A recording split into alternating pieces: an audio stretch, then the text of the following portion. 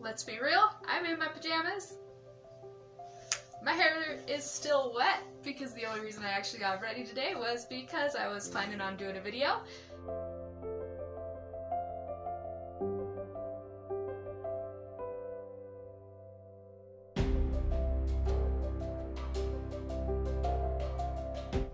Hey guys, it's a beautiful day, spring is in the air, so I thought I would do a fun project that's light, that's breathy, that just is spring and fresh.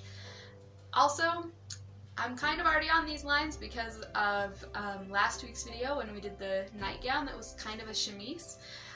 So I am making a chemise a la Reine because why not? Because it's springtime and it's light and it'll be perfect. So I've seen several people do variations of the chemise a la Reine, and the first thing I thought when I saw them was, oh my gosh, that would be so cute on my girls! I think it's super fun to match with my girls, and I have never done it, but I've always thought it'd be super cute. So I decided I'm gonna make us all matching chemise a la Reine. Okay, you gonna come help me? Okay, can you lay down on the fabric? Lay down on it for me. I gotta see how it fits ya, so I can make you a dress. Okay, no. Lay down like that. Okay, so just like that. That's probably gonna be too short when it's all finished. So let's add a couple of inches. Inches. Where inches? I have my fabric doubled over. Not evenly though, because one kid's taller than the other, so her dress needs to be longer.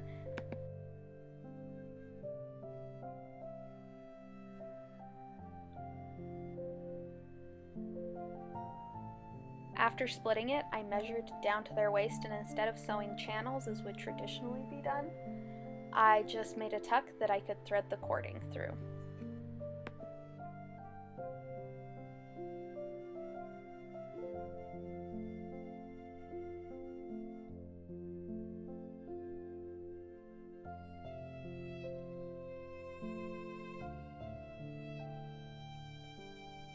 I sat down and found center front. The seam will be at center back.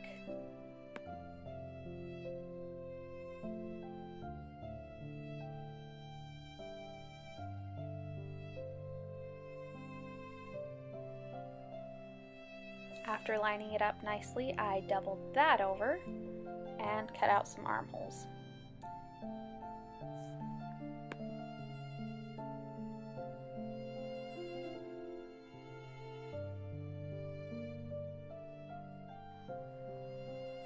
Then I unfolded it, matched up at center back and center front, and cut out the neck holes.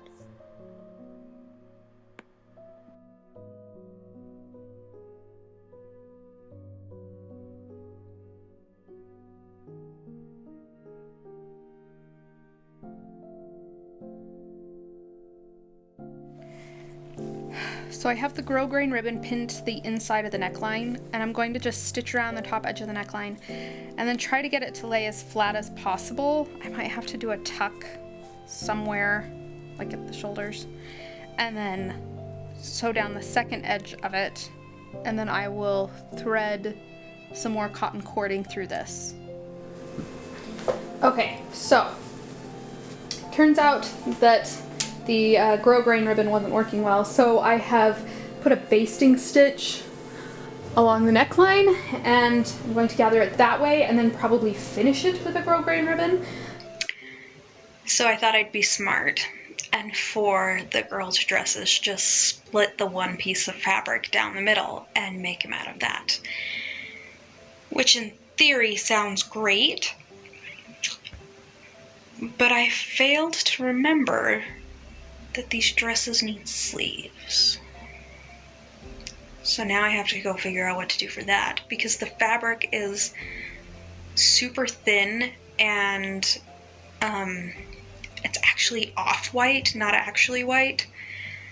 So I can't find anything in my stash that matches it, and I really don't want to go to town just to buy like you know, a quarter yard of white fabric. So we'll see what I can come up with for that. Now, for the sleeve solution, I have these pieces that I cut out that were actually going to be made into bonnets. You can see these were 2 different sizes, but I'm going to cut this one down so that it's the same size as this. And I'm going to do essentially a circle sleeve on each of them. And so this will be the sleeve for one, and then I'm taking, these were bonnet brims, and it's doubled over, so I can just slice it down the middle, sew the ends together, and then gather it as much as I need, and then those will be the sleeves for another. I may end up doing both sleeves like this, depending on, I need to pin these in, and kind of see how they will lay before I actually cut into them. Also, probably going to do a video on these baby bonnets at some point. Okay, so I got this put on, so now I have to fold it over and sew it down on the outside, and I probably shouldn't have used white grosgrain because, as previously pointed out, this fabric is not actually white. It is cream, and that was my bad, but I'm also too lazy to unpick it, and we're kind of on quarantine and seeing how it takes 20 minutes to get to, well, 30 minutes to get to either craft store to get other grosgrain. It's not like it's gonna be just a quick trip out and back.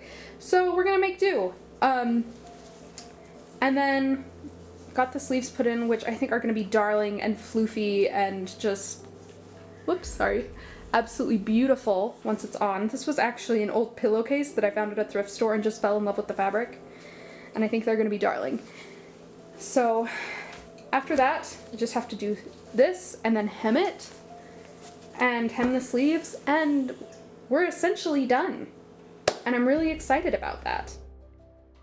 To make the neck hole big enough to fit their heads through, they were much too large and made it so the dress didn't sit right. I'm going to add a closure here, though it's temporarily safety pinned. This will change on mine and be done with a drawstring, as is traditionally done.